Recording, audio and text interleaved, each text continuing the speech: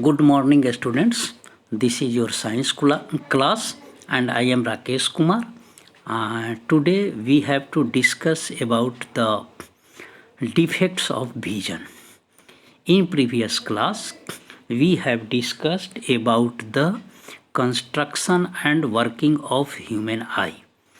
If we have to discuss about the defects of vision, then we must have the knowledge of working of eye. So at first today I am repeating again the working of eye. यदि हमें defects of vision देखना है तो इसके लिए हमको working of आई को देखना होगा. You know that our eye lens ciliary muscle eye lens combination adjust its focal length in such a way that the image of the objects situated at infinity to the minimum distance of 25 cm must be formed on the retina.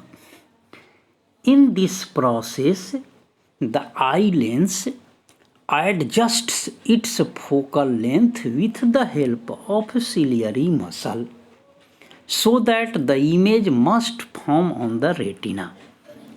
हमें 25 cm से लेकर के infinity तक के objects को देखने के लिए अलग अलग लेंस फोकल लेंथ के लेंस की आवश्यकता पड़ सकती है, लेकिन हमारा आई लेंस सिलियरी मसल्स के हेल्प से अपने फोकल लेंथ को इस तरह से व्यवस्थित करता है कि 25 cm से लेकर के इन्फिनिटी तक के ऑब्जेक्ट्स का इमेज रेटिना पर ही बने. यदि किसी ऑब्जेक्ट का इमेज रेटिना पर नहीं बने तो व्यक्ति उस इमेज को क्लियरली नहीं देख पाता है. इसी चीज़ को डिफेक्ट्स ऑफ विजन कहा जाता है. तो in our eye 4 types of defects of vision arises. First, myopia और नियर साइटेडनेस. सेकेंड, हाइपरमेट्रोपिया और far sightedness. Third, presbyopia, and fourth, astigmatism. In our level, we have to discuss about the myopia and hypermetropia in brief, but I will discuss astigmatism as well as presbyopia. So let us focus on first myopia. तो myopia और near sightedness is such type of defects of vision in which person clearly see the nearer object but cannot clearly see the far objects. I am repeating again. Myopia or nearsightedness is such type of defects of vision in which person is able to see clearly the nearer object but cannot clearly see the far objects.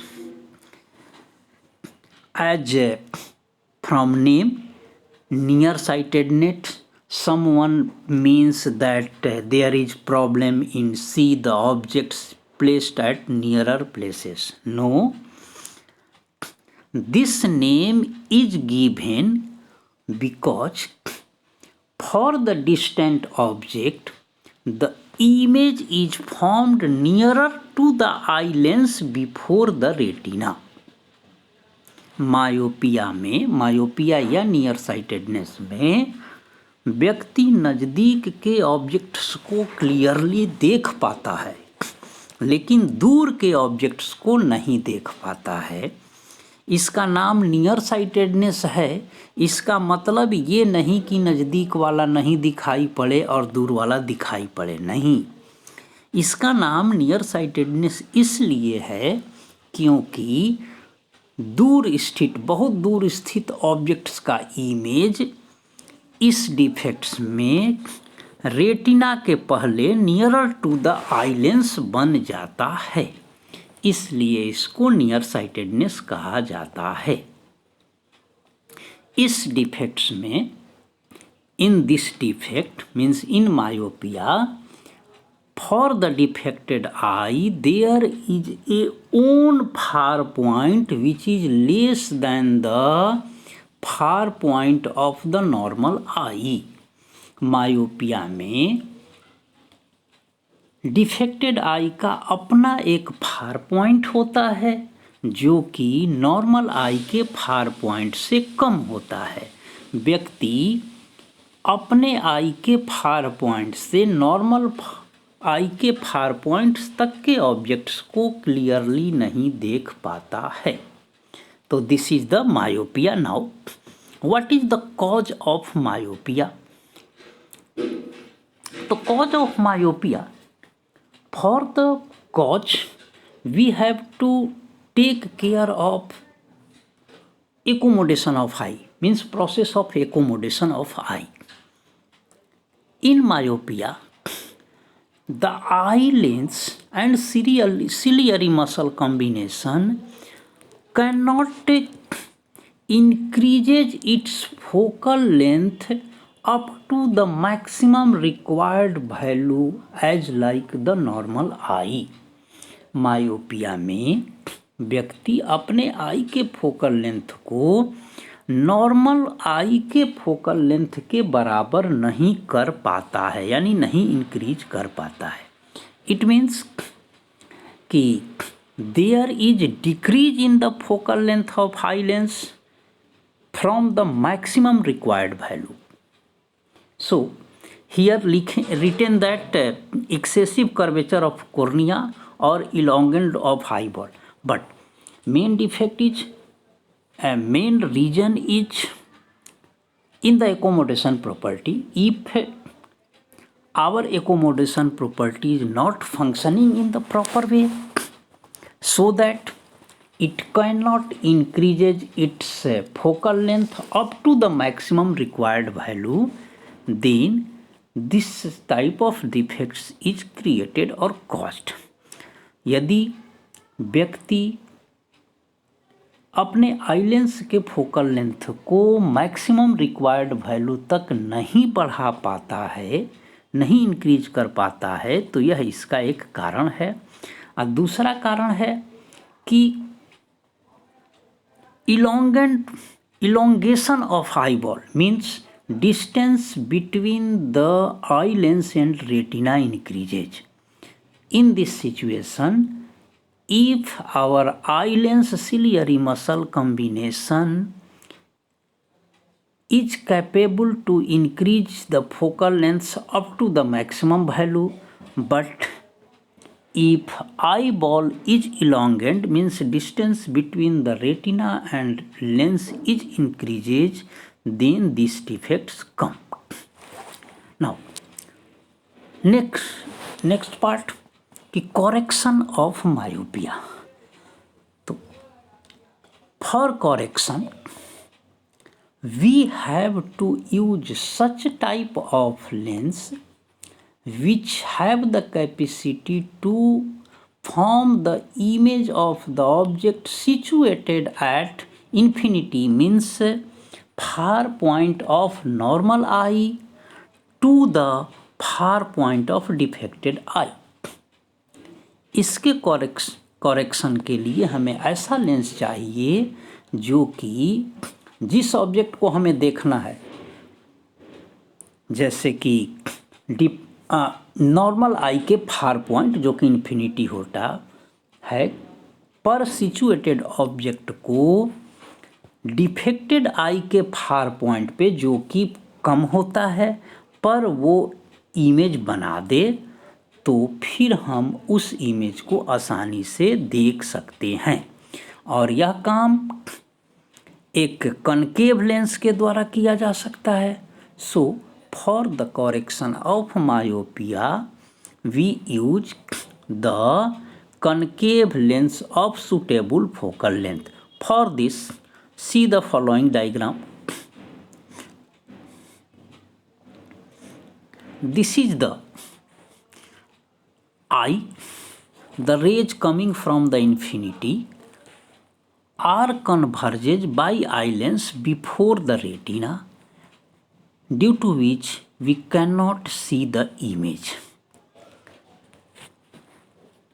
Infinity से आने वाला parallel raise इस eye lens के द्वारा, इस आई के द्वारा, यह एक डिफेक्टेड आई है, यह डिफेक्टेड आई के द्वारा चूंकि इसका फोकल लेंथ घट गया है, कम हो गया है, तो इन्फिनिटी से आने वाले ऑब्जेक्ट का इमेज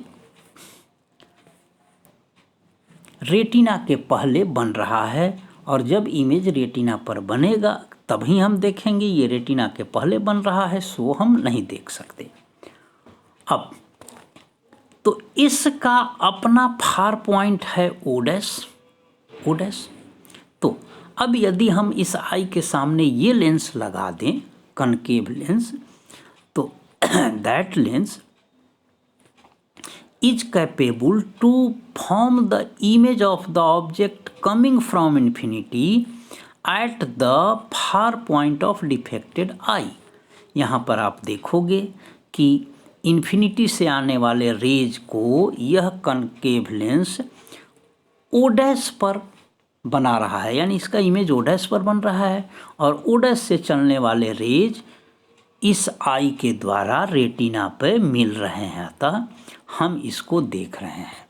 तो इमेज फॉर्मेशन के लिए ये दोनों डायग्राम जरूरी है। तो इस तरह से myopia is clear. Now second defect is hypermetropia. Hypermetropia और far sightedness, long sightedness.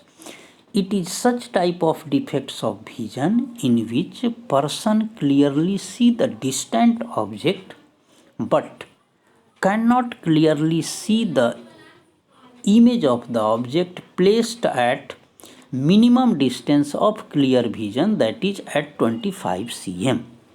In this defect, person clearly see the far objects but cannot clearly see the objects placed at minimum distance of clear vision, that is 25 cm.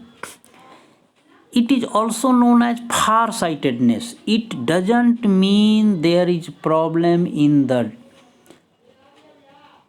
object situated at infinity or far distances.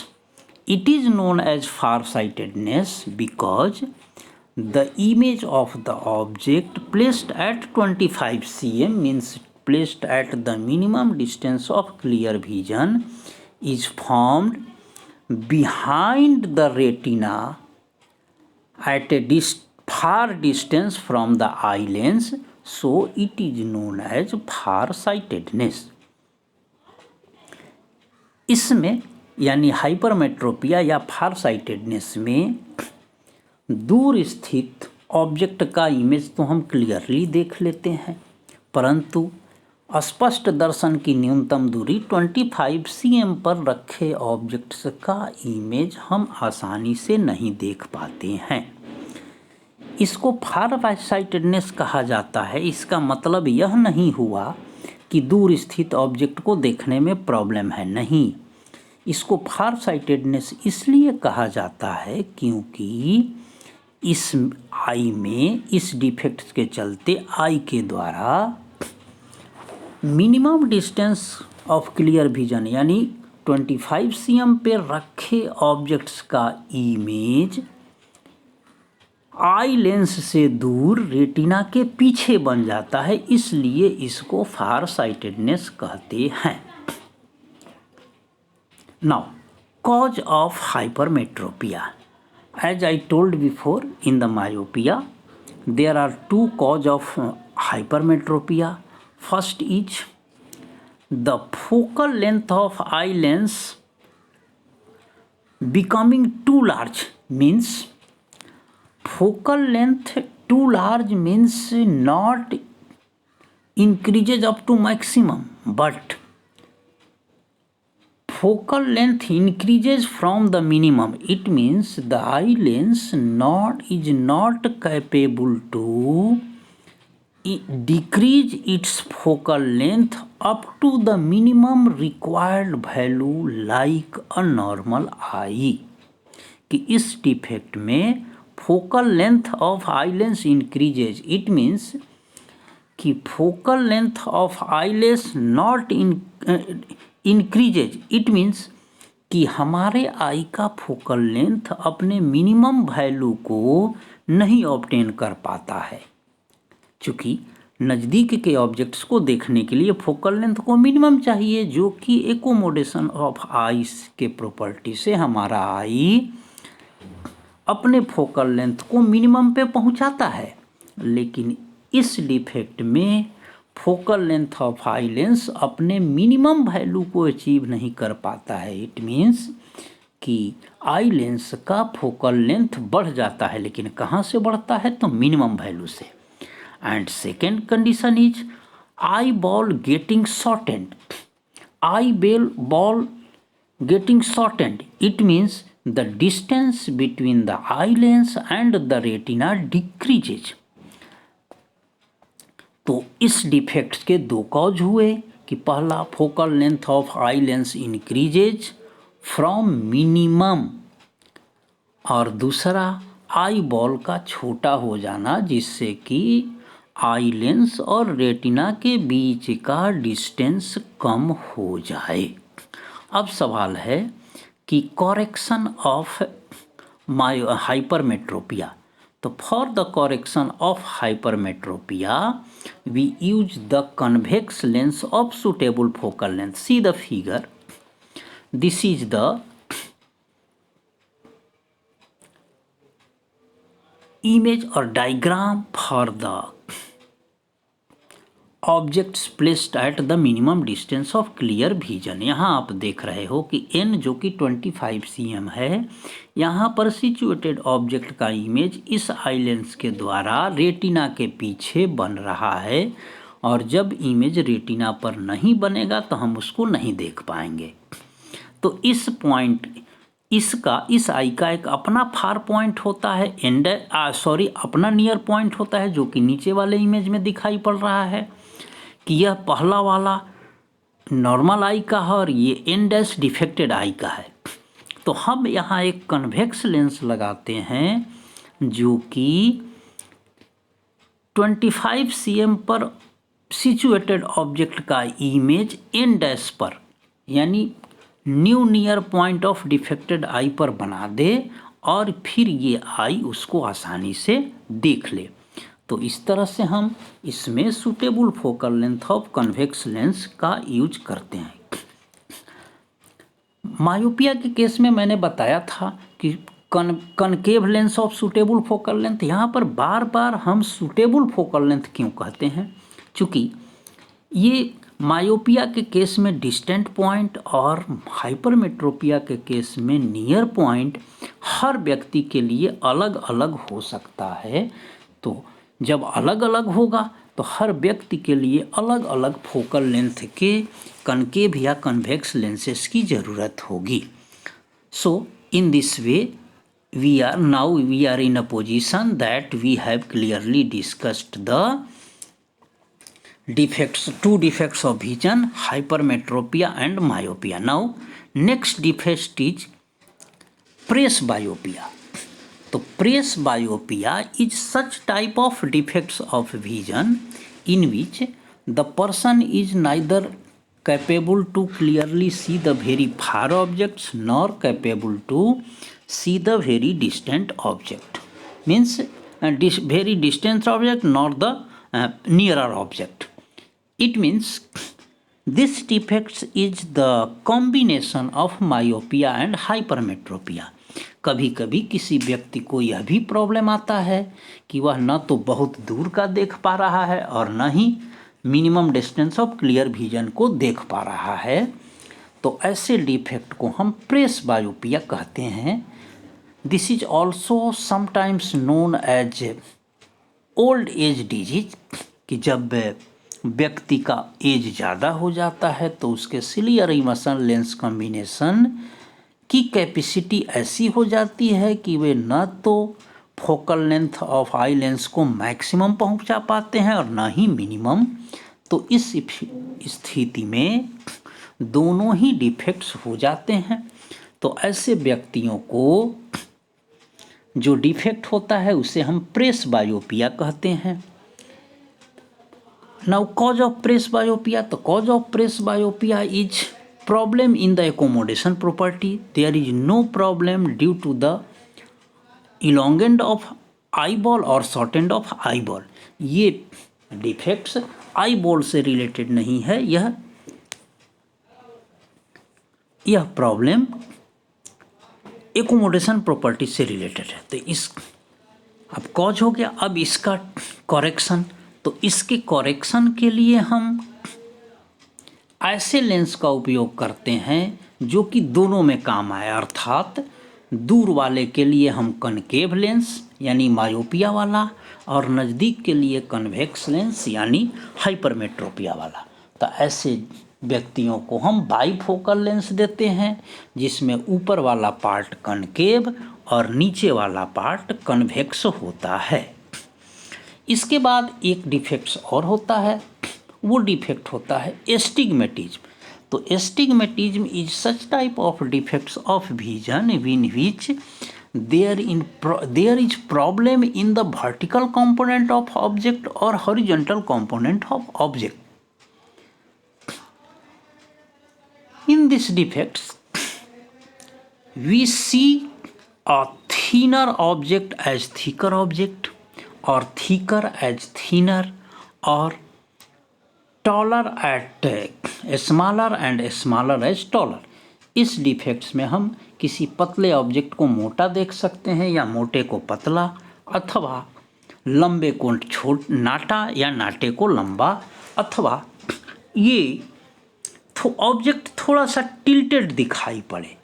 तो इस तरह के defects को हम astigmatism कहते हैं। यह defects cornea के कर्वेचर के में प्रॉब्लम आने के चलते होता है, और इस डिफेक्ट्स को दूर करने के लिए for correction of such defects means for the correction of astigmatism we use the cylindrical lenses. Now, when we told cylindrical lenses, then you may confuse that how we can use a lens like cylinder. No, cylindrical lenses means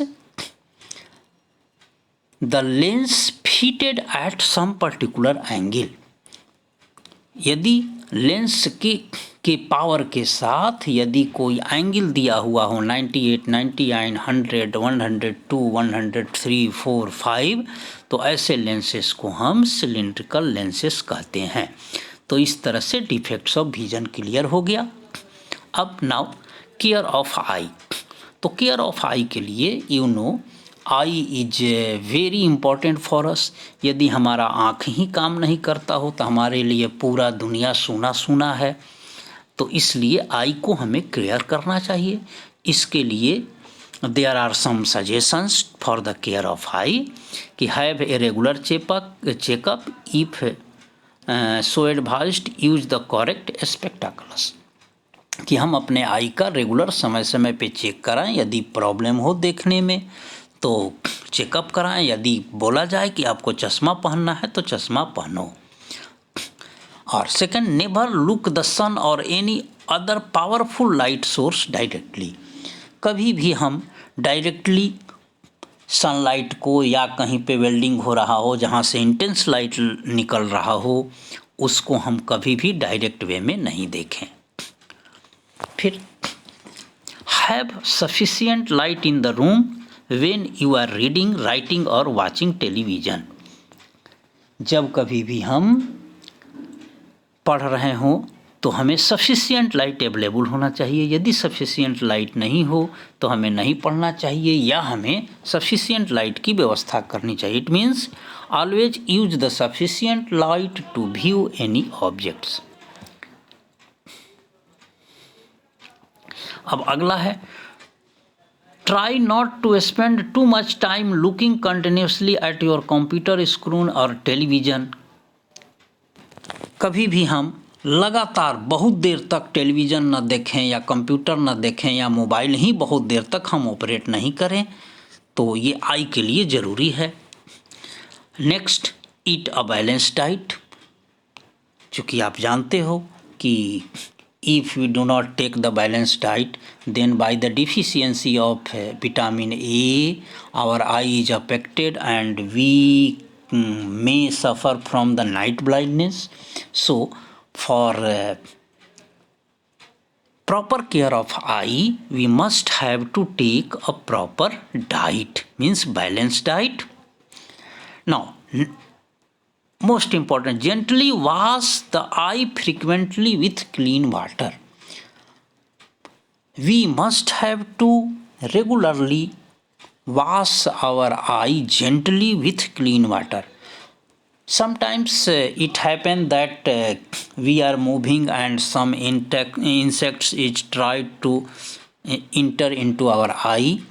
Then we apply some force to kill that insect. No, this is bad habit. If someone is trying to enter in our eye, then we have to gently wash our eye with the clean water. And next, know your family history. If there is some problem in your family member regarding eye, then we must have to care of herself or himself. यदि हमारे family में किस ऐसा history है कि दादाजी दादी जी mummy papa को आँख में प्रॉब्लम है, तो हमें भी इससे सतर्क रहना होगा और हमें इसके लिए केयर करना होगा। ठीक है, ओके। तो this is about the defects of vision and care of आई।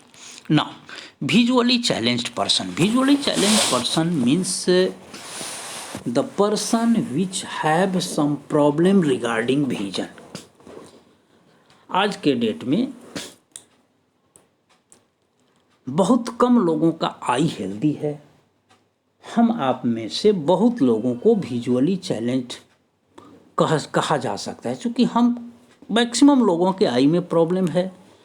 क्योंकि हम इसको डिसाइड नहीं कर पा रहे हैं, इसलिए हम कह रहे हैं कि हम विजुअली चैलेंज पर्सन नहीं हैं।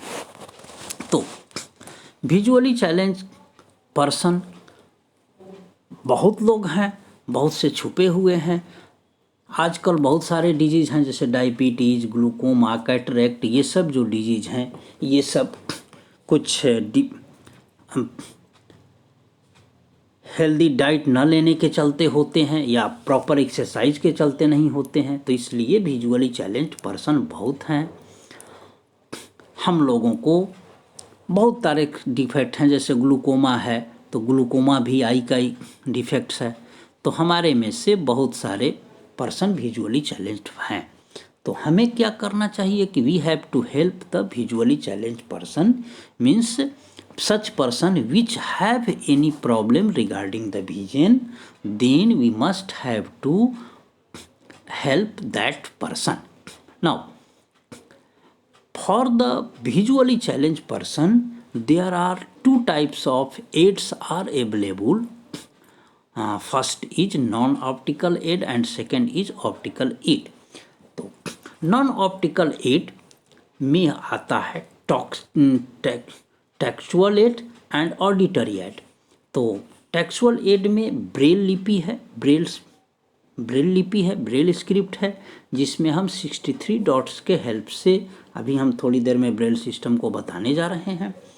तो हम टेक्सचुअल हेल्प्स यानी जिनको कम्प्लीटली दिखाई नहीं पड़ता है, वो लोग टच मेथड से इस टेक्स्ट को पढ़ते हैं, जिसे लुइस ब्रेल ने डेवलप किया था।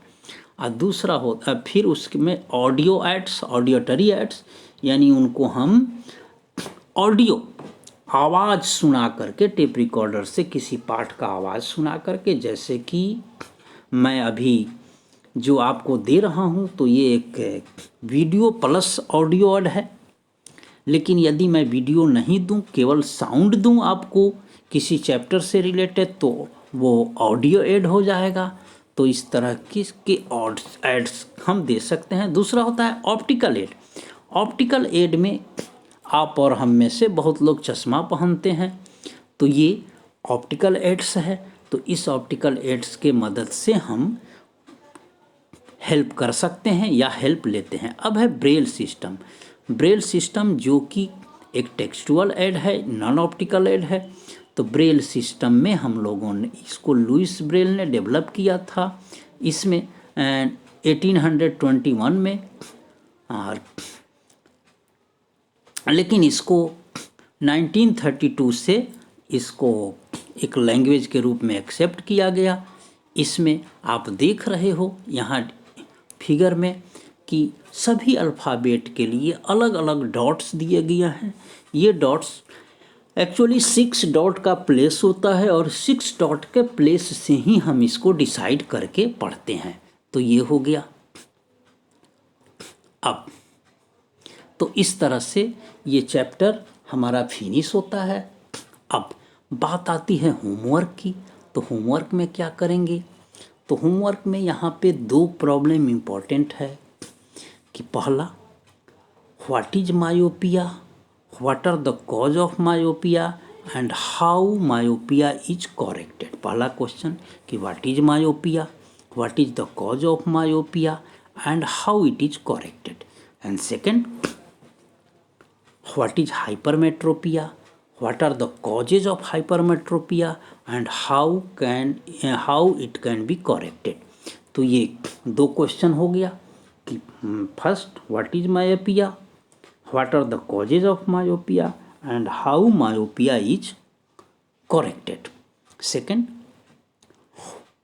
What is hypermetropia, how it is caused, means how hypermetropia is caused, or what are the causes of hypermetropia and how hypermetropia can be corrected। तो ये 2 इम्पॉर्टेंट होमवर्क हैं जो कि न केवल लिखने के लिए है बल्कि एग्ज़ाम में भी आता है। और जहाँ तक मेरा अनुमान है कि इनमें से एक ज़रूर आता है कि what is myopia, how it is corrected, what are the causes of myopia and how it is corrected. अब यदि जिस क्वेश्चन को लिखना हो तो इन दोनों, ये मायोपिया के लिए है और ये हाइपरमेट्रोपिया के लिए है, तो इन दोनों डायग्राम को हम ज़रूर लिखेंगे। तो आज के लिए इतना काफ़ी है। नेक्स्ट क्लास जब हम लोग मिलेंगे तो इसके क्वेश्चन आंसर्स को डिस्कस करेंगे। तो okay, thank you, have a good day.